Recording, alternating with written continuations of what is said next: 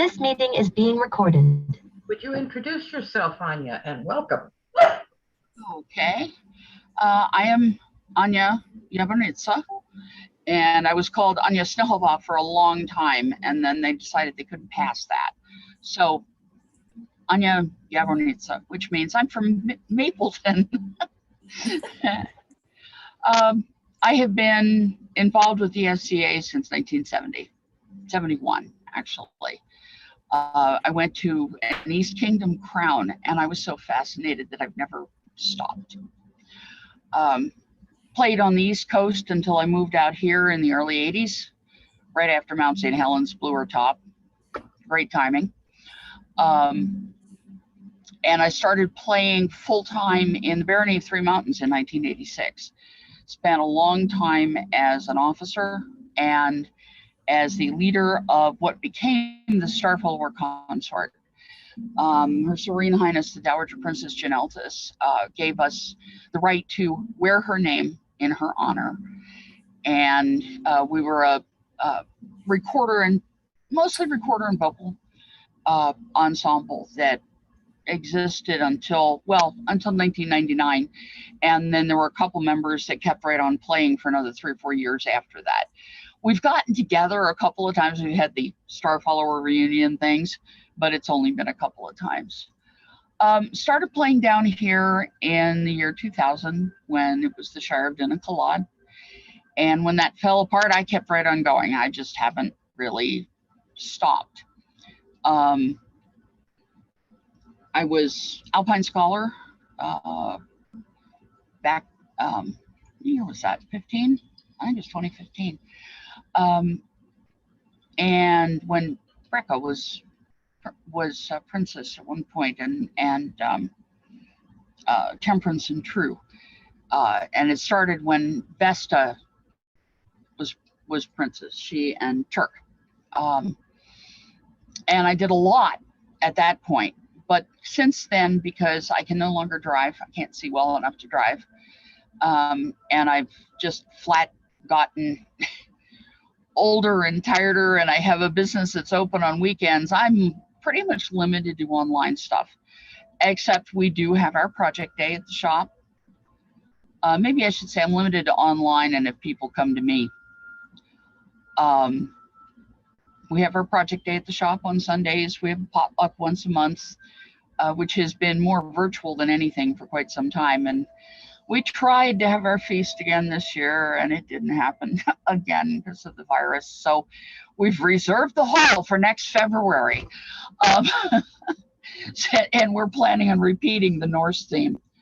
And when I say we, I'm talking about House Capuchin, because I'm the Greca Doctrinus Service, which means the Greek teaching slave for the house.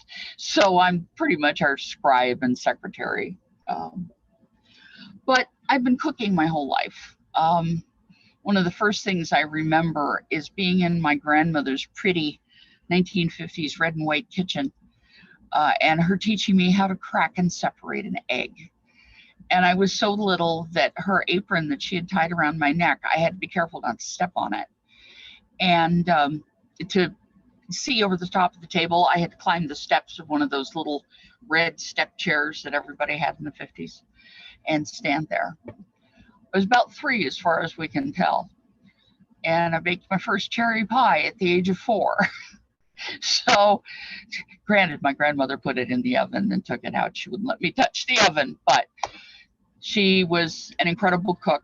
And I learned enough that I'm able to play with a lot of the recipes that we can find from period stuff. And marzipan's one of them. Marzipan in late period pretty much is, you see like the Tudor stuff. Hampstead in England that has the Tudor kitchen program. They use marzipan a lot. And what they are using is crushed almonds mixed with rose water and sugar. And when people think of marzipan, pretty much they think of crushed almonds and sugar. But the farther back you go in history, the less it resembles what you buy from, what is it, Swiss Colony, and with the little fruit shapes now. And the more it resembles something that, well, that you can make. Something, and it's tasty and edible, and simple. The farthest back I've been able to find a recipe is actually a mention and a description that one of the people on the SCA Subtleties group found, which is 7th century Persia, or what's now Turkey. What was that in the 7th century? I don't really remember, but it was from the Middle East. And that was a mixture of fruits, dried fruits, and nuts. It pretty much as though you took dates and crushed them with your almonds, instead of sugar. And there was no sugar in that particular one. By the time of the Crusades, you find some that are sweetened with honey, and crystallized honey, which is basically sugar. And at that point, it's all over Europe. And you find things out of it.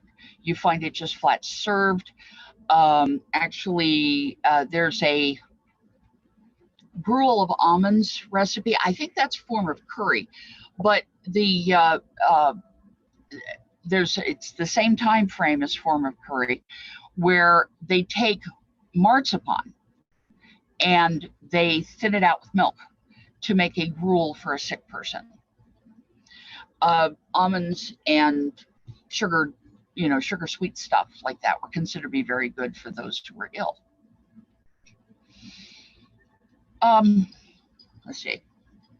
I need to look at my outline again.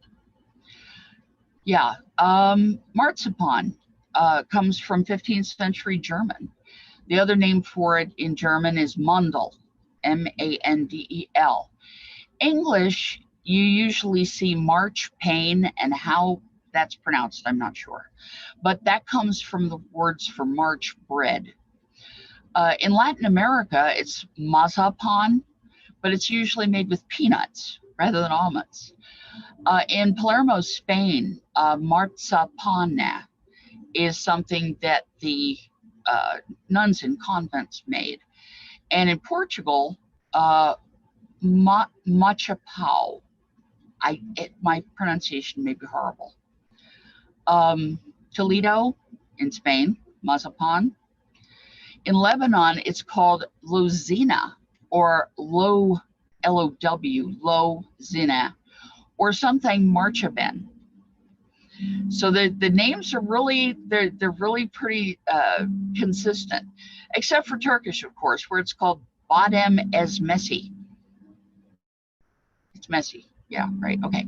Anyway, so if you're making marzipan, the simple way with modern tools, you start with what's in this picture. The stuff next to the food processor is a little box of almond flour. And you can get either the whole flour where it has the little brown speckles in it, or the stuff that's the leftovers from making almond milk, where it's all one color, like this. You take the, you can see it there. Yeah, the powdered sugar and the almonds. Now let's see. Now, did this transfer to the almonds are in the food processor as far as the picture goes? I'm hoping it did, but I'm not hearing anybody. I guess you'll. It looks like a ground powder in the blender. Okay, good. Okay, so it's still working. Okay, so I've thrown the almonds into the food processor, and the box has the same quantity or weight of powdered sugar, confectioner sugar, powdered sugar, as the almonds. And that's the basic recipe. the same amount of almonds and powdered sugar, and then rose water for the traditional one. And why I took a picture of the back side of the rose water bottle, I haven't a clue. And now this is in the food processor and it's been run. You can actually, can you see the cursor? Yeah. Okay. This has been run a little bit to try to mix the sugar and the almonds, and you can see it's not quite done. Where I'm running the cursor back and forth, there's a darker line. But, and here it is mixed and open. And then you put the lid back on and you turn it on. And if you see this little dribble of stuff coming down, that's the rose water. You can pour it in or you can dribble it. And, sorry, do it while the stuff is running. You can see that some of it has stuck to the side of the food processor, but it's whirling very fast. And when it does this, you see the lump, you stop pouring. It takes somewhere between 1/4 and 1/2 cup of liquid to do 1 pound and 1 pound. In other words, 1 pound of almond meal and 1 pound of sugar. And it really depends on the weather and how damp, how oily your almonds are. But it turns, after a bit, if you're running it in a little bit at a time, all of a sudden it'll start to thump. It actually usually rocks my food processor and tries to rock it off the counter. And there will be a lump, and that's the point at which you would normally stop. And that's what it looks like when you pop it open. There's the lump and there's the rest of it. Okay, so I'm going to have to then reshare because I'm backing up to a different one. Okay, can you see a picture still, or did it just stop and I have to reshare? Oh, hi, there are people there. The picture stopped, just so you know. The picture stopped. Okay, Yeah. so I will go back and reshare. There we go. Okay, that is a marzipan dough. It has been pushed down in the box and it's sitting, and it's also too dry. That's partly why I wanted to keep this out here. If you get stuff where you shove it down with a spoon and it looks fairly good, and then you see this dry spot where I'm going around it with the cursor, take some of your rose water or vanilla or whatever you're using, pour it on top of the box, and then close the box up and let it stand at least overnight. Sometimes the top will just be a little slimy and you can just mix it in with a spoon, and sometimes it'll actually percolate right through. This is one that I fancied up for somebody for Christmas. And there's another marzipan dough. The previous one, this one, is hazelnut. It's a little darker. And this is almond. Almond meal. It has the little brown flecks in it. And then here's a set of pictures of dough. Sometimes you get chunky bits. This one here is sugar. The one in the middle is chunks of nuts. And then I have the dough on the right. That's the stuff on the right is what it's supposed to look like. But depending on your food processor and depending on how consistent it is and how thoroughly you chop you process the nuts and the sugar first, you can get sugar lumps or nut lumps. Okay, next set of pictures. And I will go back to the doughs. But I wanted to show some variations on serving the marzipan before I go on. This is from an auction. The stuff had to be mailed. I bought a commercial tin with the dividers, and that's pistachio and rose water, almond and orange water, hazelnut and vanilla, and I don't remember what the other one was, but it's one of the darker nuts. I think that may be Brazil nut. But it mailed just fine. This makes a fantastic Christmas gift. And if you can't get to an event, you want to send something, that's another way to do it. Here's another presentation. Now, this is very close to what they did in period.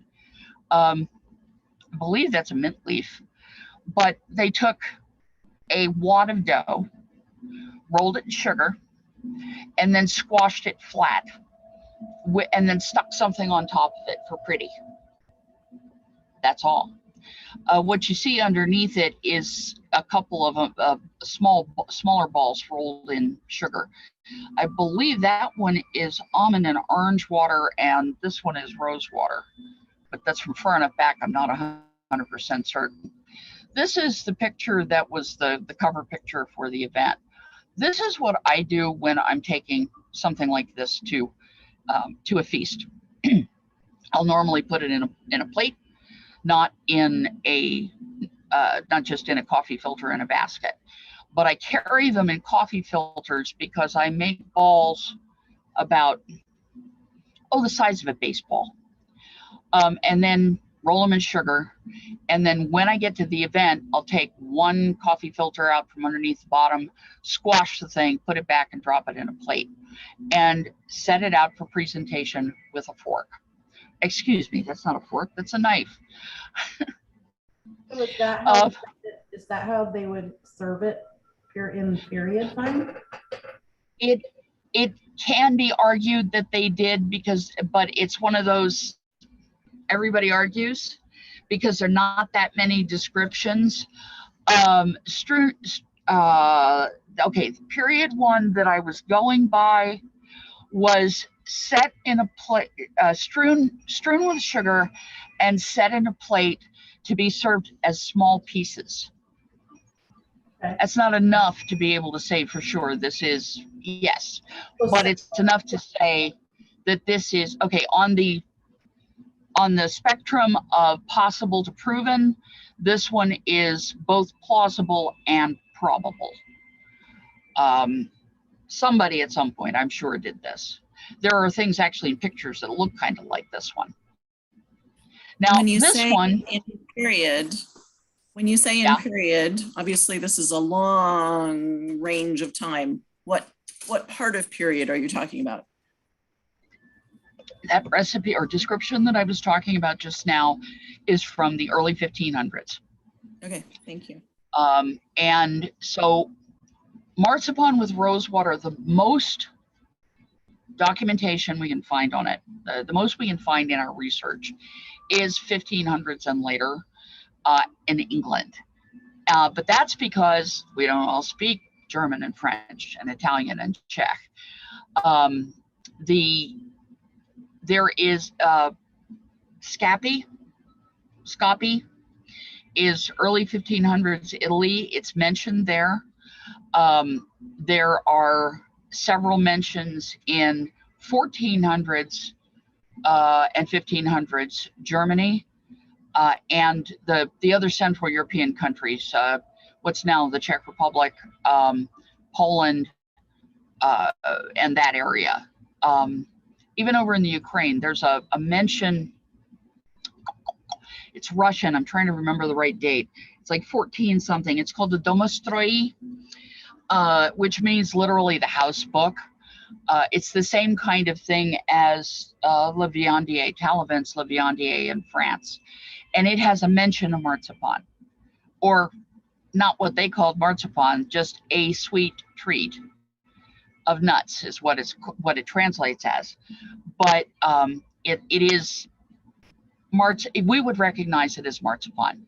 Nuts that are crushed to a paste, sweetened with sugar, and liquefied, that's not the right word for it, made soft, I guess is the best thing to call it. The word translates as liquefied now. Made soft with spiced water, which I would take to be probably rose water or orange water, because both of those were traded in Russia in that time frame. Now this particular picture is a modern German marzipan. That's not a period marzipan. It has chocolate in it. But as soon as chocolate showed up in Europe, it showed up in marzipan. So you can find documentation on that in mid 1600s cookbooks, which means you could argue that maybe they had it right at the very tail end of period, but I wouldn't bet on it. However, we all love chocolate and it makes a good treat. So, and this is another way of presenting it. Basically roll a log out of the stuff and chop off bits. This is something that's been done with candies and treats for so long that there's no real arguing about how this is done. You actually see things like, they usually call them like date nut logs now. I don't know if you've seen them in the grocery, but they're crushed up dates that are sweetened and sometimes mixed with nuts, but most often they're rolled in pecans. And those are arguably not proven, but plausibly the way the original Middle Eastern marzipan was made. And that's the last of those pictures. So let me get the next album up. Okay, some variations. I went ahead and, well, I was making batches of marzipan last night, and it does not take very long, by the way. This is one of those 5-minute desserts, and then let it sit overnight. So this one is almonds. Yeah, there's the title. Whoops, helps if I share it, doesn't it? Sorry. That's almond. And there is the marzipan made with the almond. It's rather sloppy because this is fresh, okay? What you need to know is that modern powdered sugar has a lot of cornstarch in it to keep it from clumping up. And because of that, it takes 24 hours for the stuff to actually set up. And ouch. Oh. And I'm going to stop sharing for a moment and show you something in the camera, I hope. Okay, whoop, helps if I put it sideways. That's what it looks like now. It's the same batch. It's very much drier. And it's yummy. And if you were all here, I'd be stuffing you full of marzipan. But okay, so back in period, it wouldn't have been mixed with cornstarch, though. Right. What it is this is a simple way of making a period or perioid treat. Okay. So would it have been softer in period? No.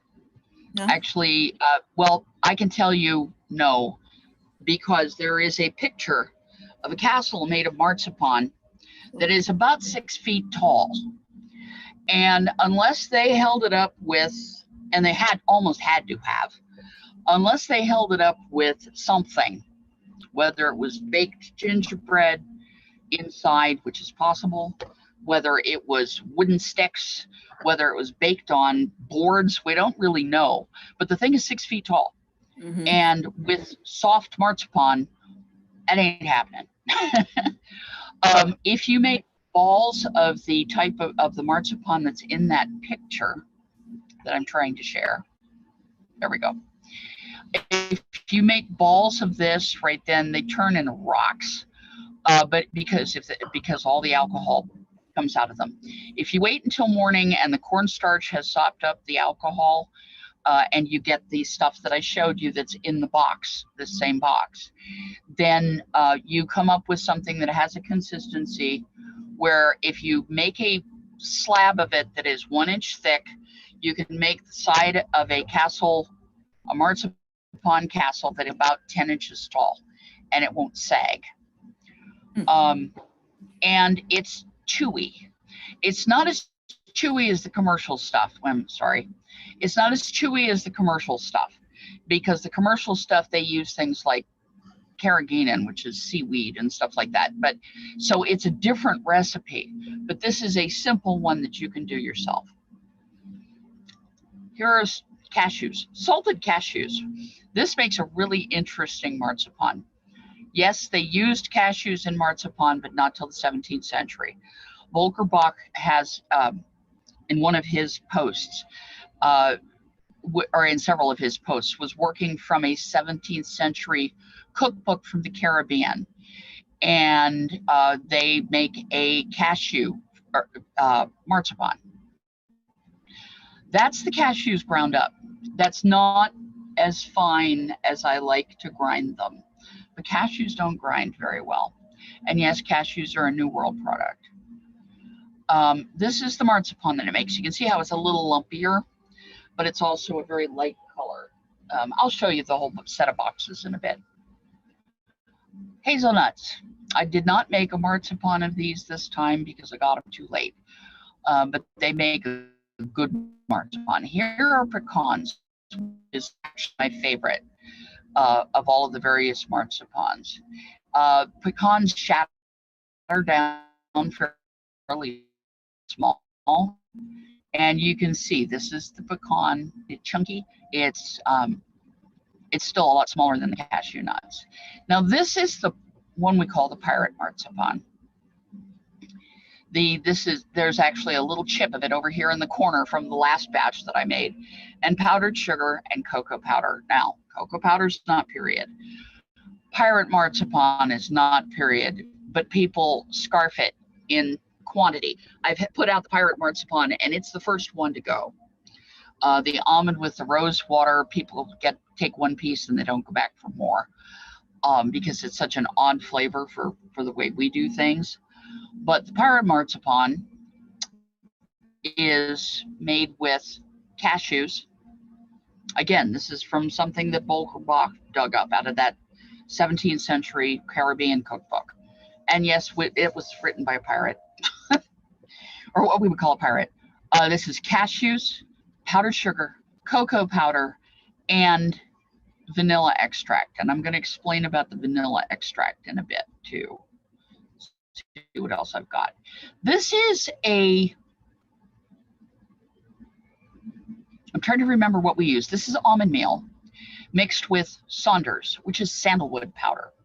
I was looking to do a colored marzipan, and the stuff turned into a rock in the box. So I pulled it out, ran it through the food processor, and threw some more of the vanilla in it. And yeah, I'm not kidding. I will explain about the vanilla. And here is where it is. I make my own vanilla extract. If you cannot handle alcohol, you can use the commercial vanilla extracts that are non-alcohol, or you can use rose water is non-alcoholic. There are mint extracts that are non-alcoholic. But I prefer this one because it gives the marzipan some keeping qualities.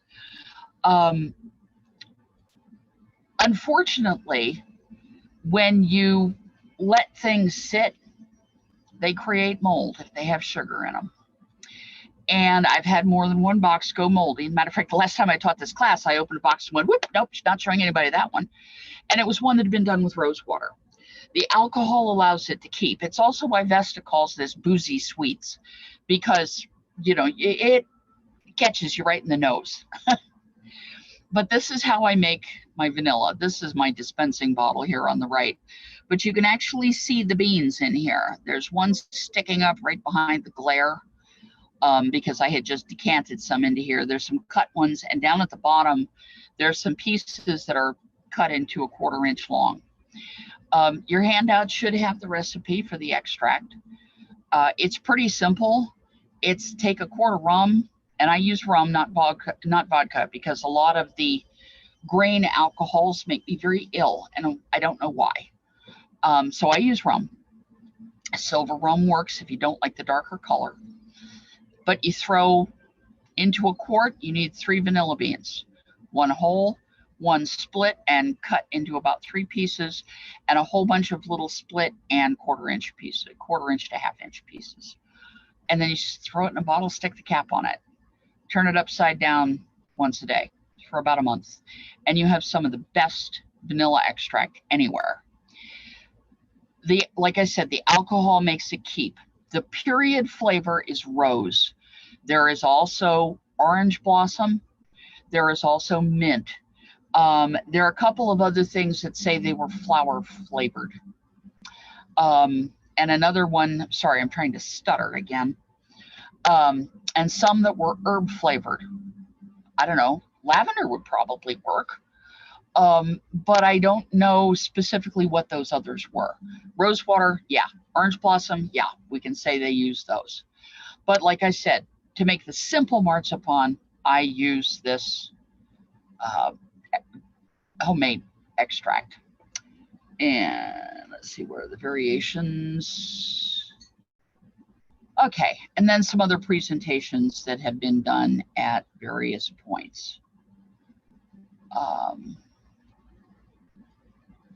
Drat it. Nope, that's not what I was trying to do. I need to open. There we go. There we are. Now I can share it properly. I hope. Why aren't you sharing? Really? It's still not sharing. Oh, there it goes. Okay, finally. Okay, hopefully you can see this now. This is marzipan baked on a wafer, which is something that you see in recipes that call themselves marchpane, especially very late in period. And I didn't bring my wafers with me. Dog nabbit. Yeah, communion wafers. If you all know what I'm talking about, the little white things that they put on your tongue, and you try to pretend that you're not going to chew it because it's the body of Christ. And it's exactly what is under these. This is a block of the same marzipan out of one of these boxes, put onto one of the oblaten is what they're called in Czech, and baked at 350 until they start to brown. Hopefully not until they start to burn, which I did with more than one batch. This is another presentation. This is just almond marzipan, rose-flavored almond marzipan, and maple sugar candies, because that was something we did for a potluck one day. Oh, this is our fun project. That marzipan that was colored with Sounders is these. These are chess pieces, by the way. And these up here, the black ones, are colored with cocoa powder. And the white ones were not colored with anything at all. There is a description of Mary, Bloody Mary, Mary Tudor, of her 12th birthday party, where they built her a chess set out of marzipan. And hopefully it looked something like that.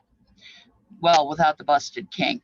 That was one of the ones that we actually served at a feast, along with these, which are really kind of cool. They're just raw marzipan stems with meringue heads on them. See if there's another. Ah, here's another one. Balls of marzipan dipped in chocolate, and with the toothpick. Now this is, why did it do that to me? This is a more period presentation. Colored sugar, which they were able to do. There are lots of things about, and there's also I think it's in your handout, a listing of period colorants and which ones are actually safe to use. These are just balls of marzipan rolled in colored sugar. That's all. These are rolled in, yeah. If you back up 2 screens where they're rolling them, what are you rolling them in right there? What is that? These are sugar, Colored sugar? And you mean the what? The color? The colors, yeah. The colors are just colored sugar. Thank you. Standard colored sugar. I have made Saunders colored sugar. I've made parsley colored sugar. When we were doing these, and what I've found is that it's just easier to buy the commercial stuff. Mostly because the sugar's colored with period stuff, because I don't think I have the right equipment to do it properly. I can't get it to dry. And so it tends to be clumpy and sticky and nasty. And modern sanding sugar is just easy to use. And you can see in this one, and I'm going to roll some balls after a while and show you here, but you can see in this one that it's just that somebody's just got a ball in a pile of sugar and is rolling it around and then putting it into these little candy cups. For presentation, yeah, that's something that you need. Those lumps that with the slice in them that I did before, those were also done with the colored sugars. I have a picture somewhere of the parsley sugar, but I cannot seem to lay hands on it. And I don't know why. Margaret shared a link for rosemary. Rosemary, that would be In interesting. the chat there, she shared a link for that. But anyway, these balls were done in powdered sugar. And then this is one that we did up for an auction. A couple in powdered sugar, several plain, and a couple varieties dipped in chocolate. One of the chunkier ones with a piece of candied ginger stuffed in the middle. And yes, I can document balls of marzipan stuffed with other things. Usually it's either hundreds of thousands, nonpareils, basically is what we would call them. The little candies that they were making late in period with sugar over a fennel seed base or a caraway seed base. It'll either be those or it'll be candied ginger. And then these over here were rolled in gold sugar. So gilded sugar is what they called it on the box. So again, our presentation, modern presentation, but there's some of the chocolate dipped ones.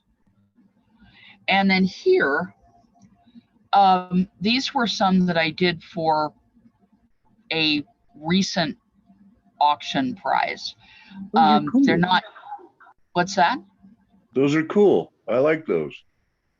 I thought they were really interesting. They didn't turn out quite the way I expected, but what they are is a ball of marzipan, or rather a partially squashed flat ball of marzipan with a piece of gilding laid over the top. And let me pop out of the sharing for a second, and I'll show you what they look like. So does that make them edible? Oh, yes. Yes. Gotta stop sharing and see if I can get I'm this sorry, open.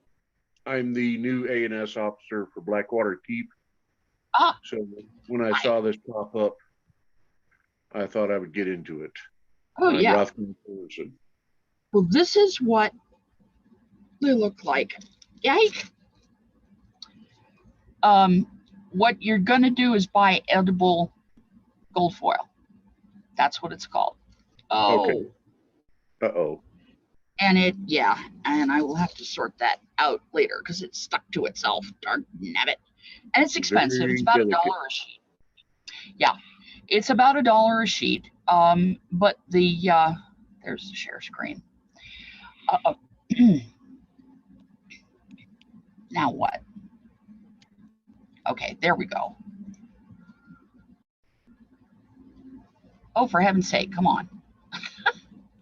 Now it doesn't want to share this window. I don't know why.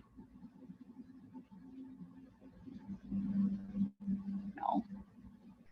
There it is. Okay. There must be kind of a delay or something. But when you lay it over the marzipan and you stamp it with one of the cookie stamps that I had meant to show you before I went back to sharing, but I will show you in a bit. This is what it looks like. And this was done with a wooden mold. This was done with a metal mold, and this one was plastic. The problem with the gold foil is that it will stick, and you have to go and wash your tools between every single stamp.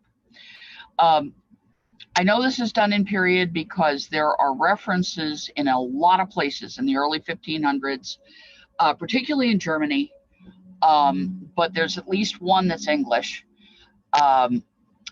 to foil stamped marzipan and foil stamped what's that in English? Gingerbread, hard gingerbread. And particularly in Central Europe, both of those were done. A lot of the time in Central Europe, they were done for saints' days. So they were stamped in the shape of saints, or molded, and they would lay the gold foil over certain parts and then squash the marzipan or the gingerbread into the mold, and then those would be sold. Okay, this is actually a German marzipan, a modern German marzipan, No, but there is a I'm reference. Sorry. So the gold foiling, it's almost like a version of illumination on the marzipan. Yeah.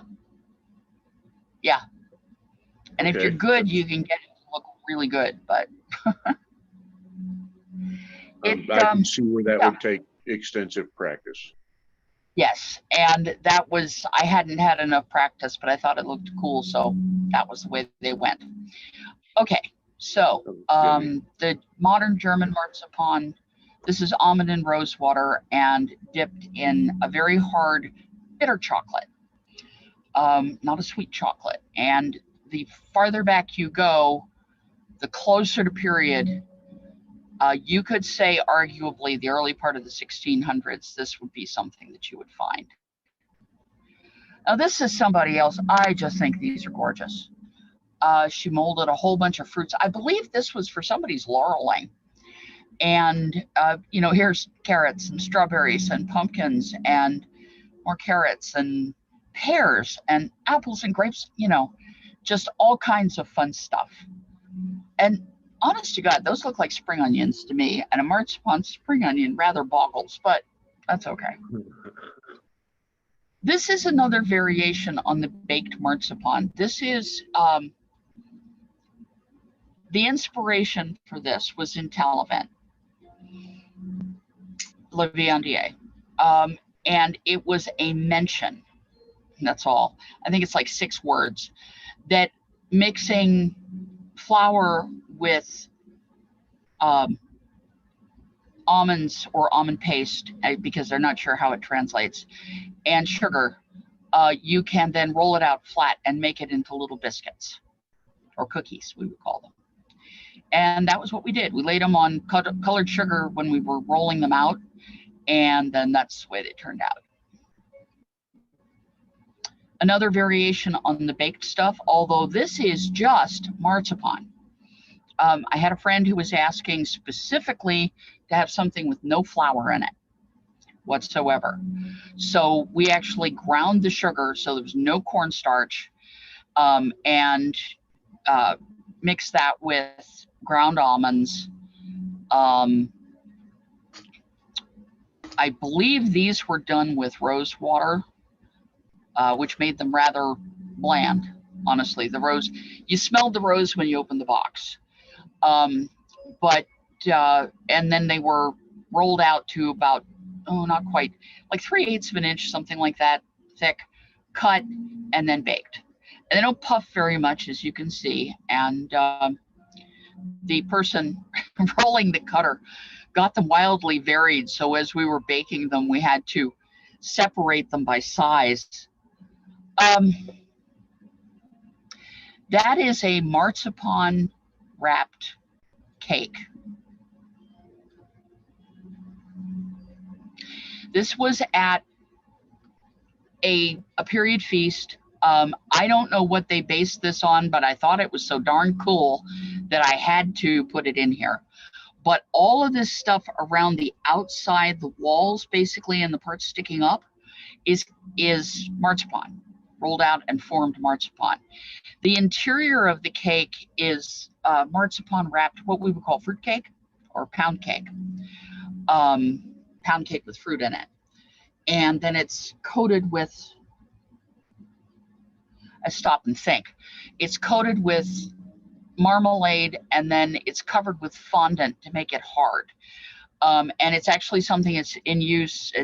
If you go to get a wedding cake and you get European style on the menu there, that's what they're talking about, is that kind of a cake. It's very hard, it keeps very well, and it can be used structurally, and then they wrapped it with the formed marzipan. That tower is actually made out of gingerbread and then wrapped in a copper foil, which I don't think would be very tasty, but they must have thought it was cool.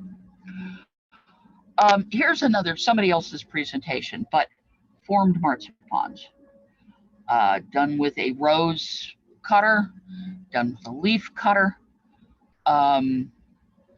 with a dried apricot on top and a little leaf and a flower of marzipan, a couple of it looks a bit of candied orange peel. This seems to be a nonpareil, and then with some powdered sugar, probably put through a sieve. That's not the right thing to call it. I don't know, what do you call that? Stencil. That's the word for it. And then topped with nuts and some leaves, topped with rose petals, which I thought was cool. And of course, those are dipped in chocolate, and pistachio nuts. And this just has the nonpareils on it.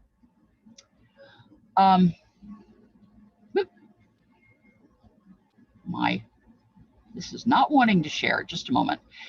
I was told that this was made of marzipan. I don't recall which event this was, but it showed up on the Audientum feed, and I would bet that Marion Starveld would know where this one was from, because I would guess that's hers. But that was supposedly marzipan. I think Here that was are a some. if I recall correctly. A what?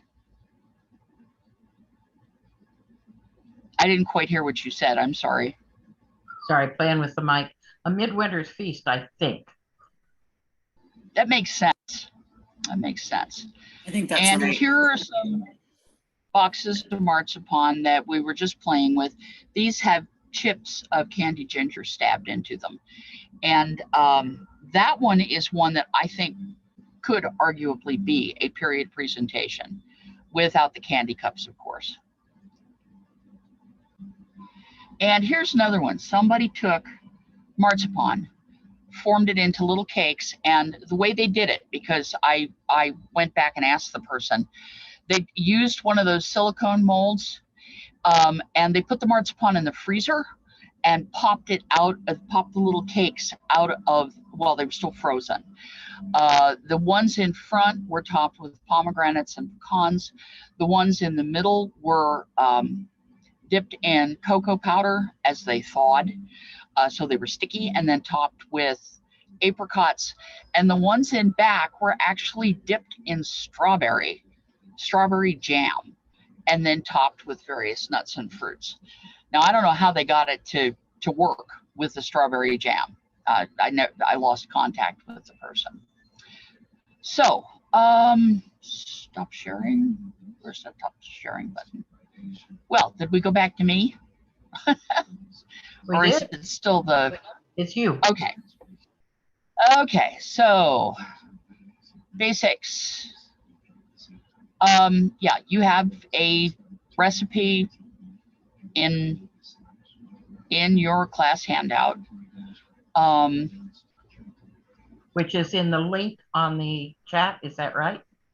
Yes, there are two links in the chat, and then it's linked to the one link.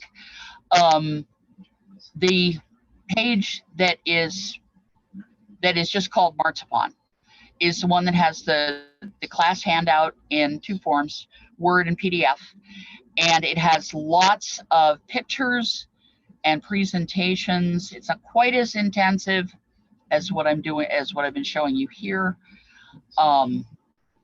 but has a good set of pictures of the stuff in process, the variations, the possibilities, the flavorants, the recipe for the vanilla extract, the colorants,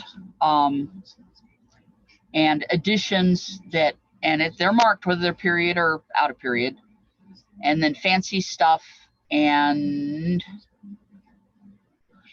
there are no, oh, and then it has the pirate marzipan right at the end. And there are no references in that, which you do have some in your handout. That's something I need to work on. The other link is one that talks about that particularly little heart-shaped candy box, what exactly we had in the candy box. So. And this will all be recorded. It is being recorded for a YouTube recording, and the chat will be recorded. So there will be links for both of those under this event link in the discussion section. So you can go back and reference that, pull up Anya's handout and rewatch it if you want, or share it with those that couldn't be here tonight. Welcome, Steve, and welcome, Wayne. Both popped in on us a little late there. And I figured I'd go ahead and I'd bring the marzipans that I made last night and show you what they look like. Also, there's my vanilla. That's how much of it I use. So I'm going to need to get another bottle of rum and fix that up. But this has been sitting since Christmas, and I don't know if you can see it.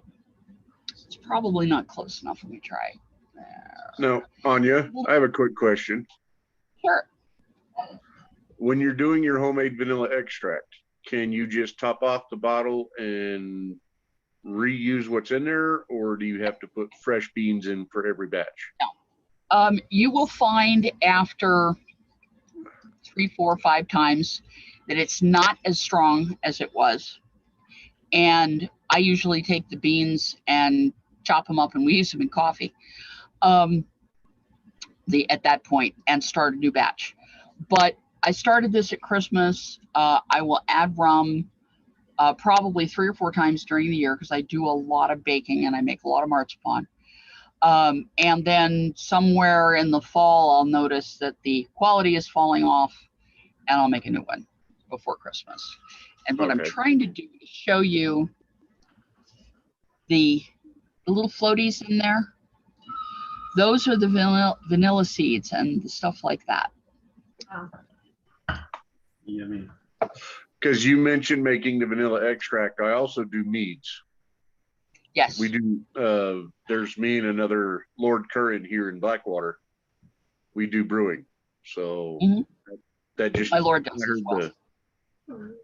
I heard about the vanilla extract. I was like, okay, well, there's an idea. Yeah. Although for mead, it doesn't work all that well with vanilla.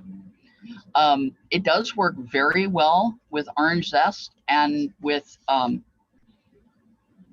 rose petals. It's rose flavored mead. It sounds really bizarre, but it does. And we actually made a batch of a melomel that was made with rose petals, Fregosa roses. Yeah. I wanted to share my vanilla extract as well. This is in vodka. I don't know if you can see. Oh, yeah. That is really dark. Up there. It's very dark. This has been sitting since last summer, I think. And we use it and top it off periodically. Yeah. Wanted to also show you when I use almond meal, almond flour. This is the stuff I use. Red mill. I normally get it at Freddy's, but at one point, because I was doing 27 pounds of marzipan, I bought a large batch from Bob's Red Mill. Okay, let's see if I can tell which one is which. Well, this one for certain is the cashew. Again, it's out of period. It's a little on the chunky side, but enough people love cashews, and it's salted. It makes an excellent snack.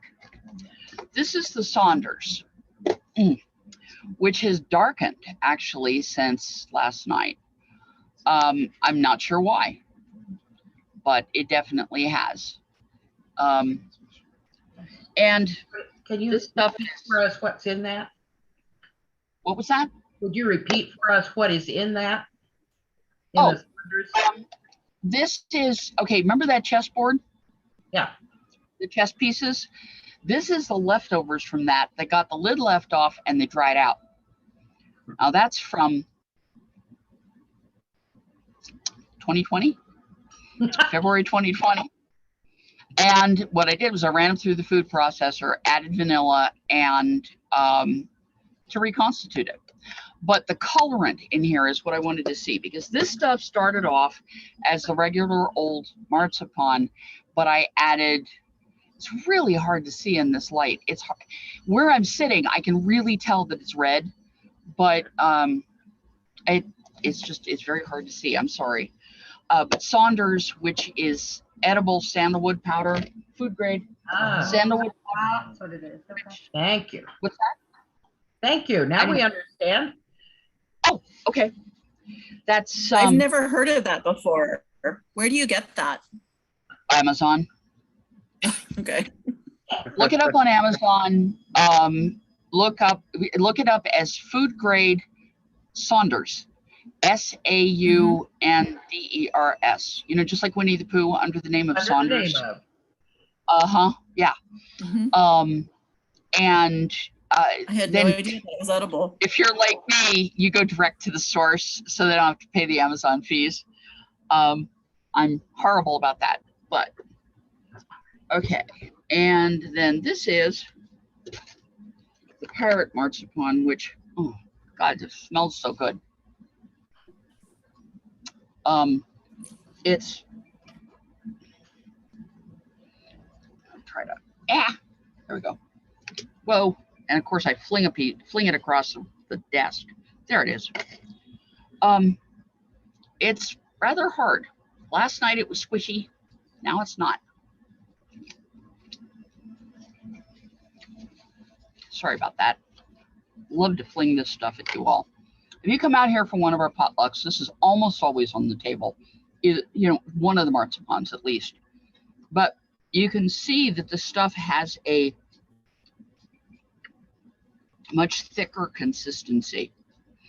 This is also the one that my kids, I made Easter eggs out of this and dipped them in white chocolate and put all kinds of little bunny sprinkles and things like that on them, and they went absolutely berserk. And all of them are gone, and it isn't Easter yet. So okay, I have kind of a dumb question. The marzipan that you're making, is it diabetic friendly? no.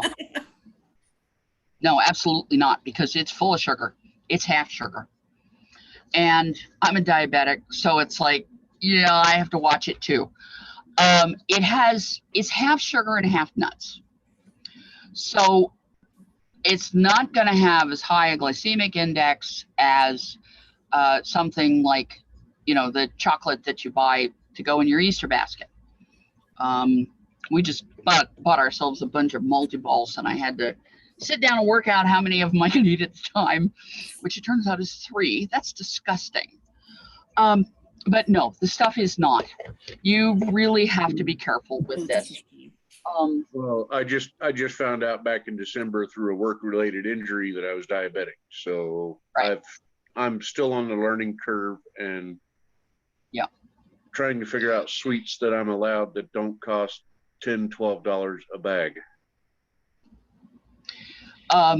If you limit your quantity, as with anything else, you can get away with it. And you can work it out by weight, because it's, you know, like one of these, it's a pound of almond. No, this is a pound of almond, a pound of sugar, and it'll make an awful lot of servings. But you'd have to probably work it out by ounce as to how many sugars it has. And it is fairly high on the glycemic index because of the straight sugar and the cornstarch. So you want to be careful, and alcohol, of course. Well, would there be a way to modify the recipes with, say, the Truvia or stevia? I believe it would be possible, but you'd have to experiment. It's not something I've tried. Mostly because every one of those things makes my system a mess. So I just used Honey, it. Well, honey has its own place on the glycemic index. You have to work out the amounts. But like I said, the original marzipan was crushed, chopped fruits and nuts. And then somewhere around the Crusades, they were adding honey to that. So again, work it out by weight, and figure out how many calories you're getting, how many grams of carb, and you should be able to work out somewhat. I know for me, 2 of those balls that are covered with sugar, the ones that are yeso, they're like, the size of the large marbles, the shooter marbles. 2 of those are 1 carb, which is 15 grams of carb, or 1 serving of carb, which is 15 grams of carbohydrate. So if you're only allowed 6 carbs in a day, you have to watch it. So that's why I'm only eating small bits. Anyway, any more questions on that? Okay.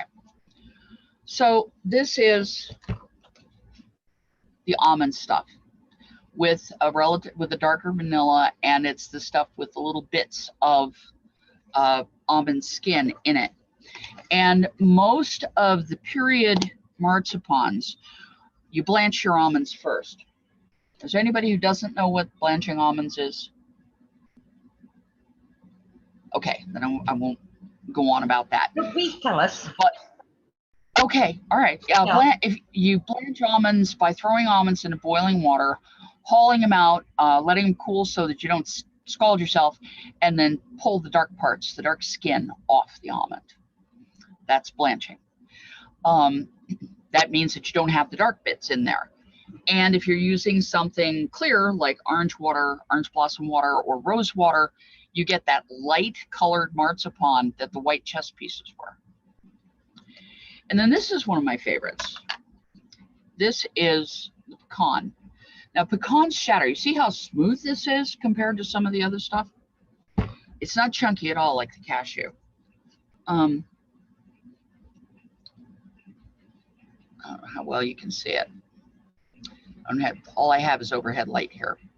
But it's very smooth, and which means that if you have elderly teeth, it doesn't get stuck in them, which is a very nice thing. Okay, I am going to turn this down so you can see what I'm doing with the sugar. This is one of the easiest ways of making a serving friendly marzipan bit. I've done a number of these for like Laurel Vigil Foods, and it's sticky, which is why I'm handling it so very gingerly until it's got enough sugar on it that I can turn it into a little ball. And there we go. There is ball o' marzipan that just went down the hatch. Fun. Yep. You can use these. You recognize that pattern from the gilded stuff? That's what that was done. This is a cookie stamp. You can use cake decorating tools that are used for creating fondant flowers and other hard flowers for cake decorating. Wilton has a huge assortment of them. I'm not even going to recommend any, but except for the rose, and which I didn't pull out. The rose one is, well, you can get them in this long, get them in this long, get them in this long. And what it is, it has, like so. When you press it into your marzipan, then you lift it with a spatula and roll it up. And then you can pull the petals away. You put a nonpareil right in the center. That some of those roses in that very fancy box of marzipans, some of the roses in there were done that way.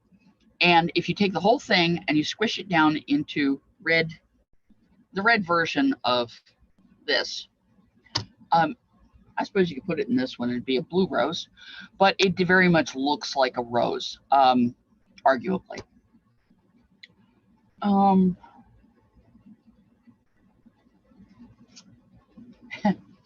While I'm thinking about it, that's what goes in the Pirates, because it's closer to the sweet and semi-sweet. Volker, when he made his marzipan, used a mortar and pestle to crush the cashews, and they crush very well in a mortar and pestle, unlike almonds. Oh my goodness! And we're hearing protectors. If you go to use whole almonds, and try to cut them up in a food processor, your ears will not forgive you if you don't. But he used that, and then he took semi-sweet, or not semi-sweet, basically baking chocolate, you know, the no sugar stuff, the 100%, I'm 100% chocolate, you know, nobody has adulterated me at all type stuff, and melted it with sugar and turned it into a slurry, and then mixed it in with the cashews. The sugar, because he used granular sugar instead of powdered sugar, and that's much closer to a period marzipan. But my purpose here tonight was to tell you about how to make an easy marzipan that you can play with.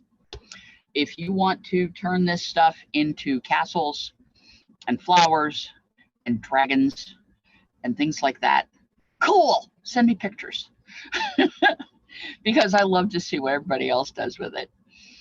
So far, we've mostly done flowers, the mushrooms, and the chess pieces. Oh, the board, by the way, for the chessboard was shortbread, colored plain and with cocoa powder. Anja? So, yes, sir. At holiday time, we take dates and pit them, slip them open so they're eyeball shaped, and put a wedge of colored marzipan inside, and we call those dragon eyes. And that's one of the goodies you give to family for holiday.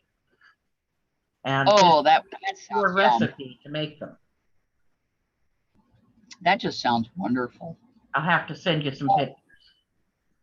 Oh, and I did just really quickly looking through my outline, I did just find the reference for the baked stuff. It's in Ouverture de Cuisine, which is English 1500s.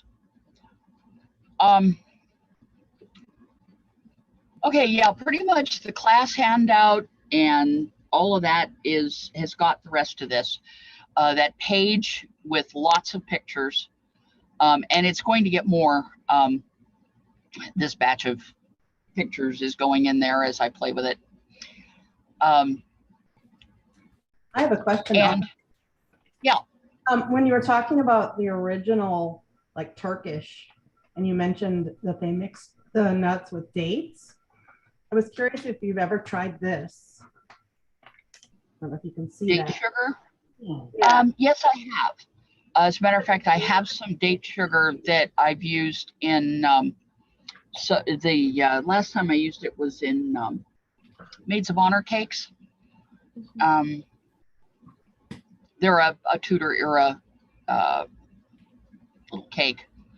I think I used it before that. I used it in one of the period cheesecakes, but it's been a while. How did it turn out with the marzipan? Too sticky.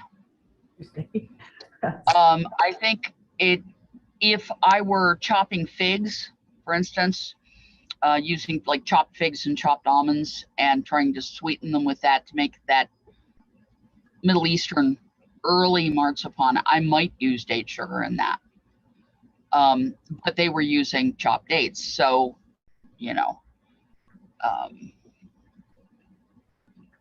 Well, you say chopped dates, but you could put dates in a pestle as well and make a paste. Yeah. I tend to say chopped because I'm thinking in terms of food processor, which, yeah, it's not period, but I don't have strong-armed, 16-year-old male slaves either. So that's fine. Well, yeah, that too. You can always just sort of point at the other people in the household, but I'm at the point where the hands have enough trouble that I've had to stop doing leather work. And I've had to stop doing certain kinds of stitching. I just literally cannot hold the needles anymore. So it may get a little fragile out there. Happens. All of us wicked old witches, if nobody melts you, you get fragile. Well, this has been a lot of fun. I enjoy this stuff. I really do. I have, right from the beginning, when I first heard about Marzipan. Oh, I didn't tell you how I learned about this stuff in the first place, did I? Are you all familiar with Eulalia Pie Baker? No. She's from the Three Mountains Dragon's Mist area, and she's most known for pies, which is why she took the name. What kingdom would that be? Oh, Ontier. I'm sorry, Okay. I'm in Ontier. Three Mountains. I'm over here in the Outlands. Aha. Yes, you were a ways away.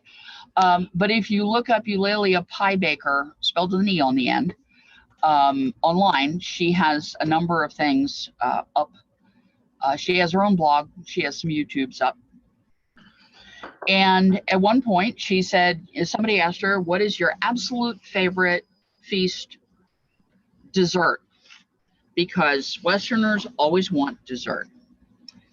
And, nuts and cheese will suffice, but, still, they always want something sweet. And she said, oh, marzipan. You take a pound of almonds, you throw them in a food processor, you take a pound of powdered sugar, you throw it in there with them, and then you wet it down with enough rose water to turn it into marzipan. And I had to try it. That just sounded too easy. It was, although I regretted not having the earmuffs, the hearing protectors close at hand. Oh, yes, and she does have a cookbook out. Thank you, Margaret. Yes, tried and true historical recipes. She is one who does a lot of good documentation. She's the one who did the huge amount of research into grains and flours from late period England. And that was right before she got her laurel, I think, or right after, one of the two, I'm not sure. But how they were sifted and how they were graded and what they were used for and so on. But she came up with that, and then I was at the grocery store and I saw almond flour and I went, oh, take one step out of it. Be nice to my ears. And there we have the recipe. And I've been playing with it since. I think I found it, most of a decade ago now, probably 2013, 14, somewhere in there. Easy, breezy. I love it. It is. It's simple. And I like simple. We can get all kinds of fancy on the main dishes. I was talking to somebody about the Norse lamb roll that we are intending to do for the feast. Oh, you had some of that, didn't you, Ailantha? I did. It was delicious, Helen. and I don't like lamb. Nobody likes lamb, but it seems like. But or nobody likes mutton, I should say. Lamb is a little bit different, but that was ground old lamb. It wasn't young lamb. It was old lamb. Yearling, still a lamb.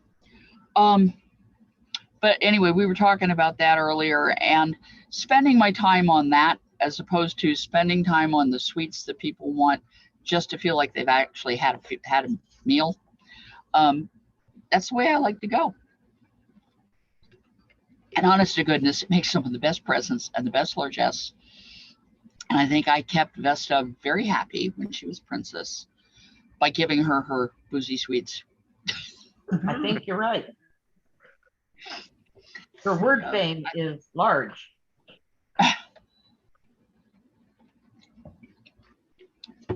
So that's pretty much it. If anybody has any questions or wants to see me working on something or pictures or whatever, we can do that.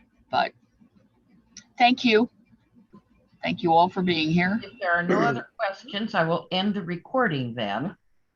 Well, as far as like period cookbooks, do we have a like reputable source to go to for that? Because I was the one that just cooked for the spring crown tourney. That happened this weekend here in the Outland. And I fed probably 160 people off of 2 smokers. Wow. Yeah. We do have good cookbooks. I'm sunburnt, I was windburnt. Yeah. You're exhausted, and having done feasts, I hear you. We do have good cookbooks. We have period cookbooks. We have redactions. There's medieval cookery, which online, David something or other, did a bunch of things. There are printed versions of things like Form of Curry, To the King's Taste, To the Queen's Taste, both of those. Dining with Shakespeare. What you need to do is we need to get friended and message, and I'll get you a whole list. But we've got tons of them. You've got my name. Okay. Are you on Messenger as Hrothgar or as Wayne Painter? As Wayne Painter.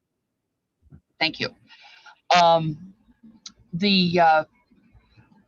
There are books like Take 1,000 Eggs and More, which have good redactions of people's recipes. And goodness knows there are tons of SCA cookery groups to be part of. I mean, Ontier has a culinary, I think it's Ontier Culinary, has a list, a group, and we get together and talk about it there. I learned a lot about the Norse cookery from what is it, Norse recipes? Anyway, it's a Facebook group. But there are books, there's online stuff, and there are lists of things all over the place. And we can get hooked up there, and I'll get you some of those, how to find those. Thank you. Thank you very much. Oh, sure. I love to see good cooks. You keep mentioning the Norse thing, and that is my persona. I'm full on Viking, so.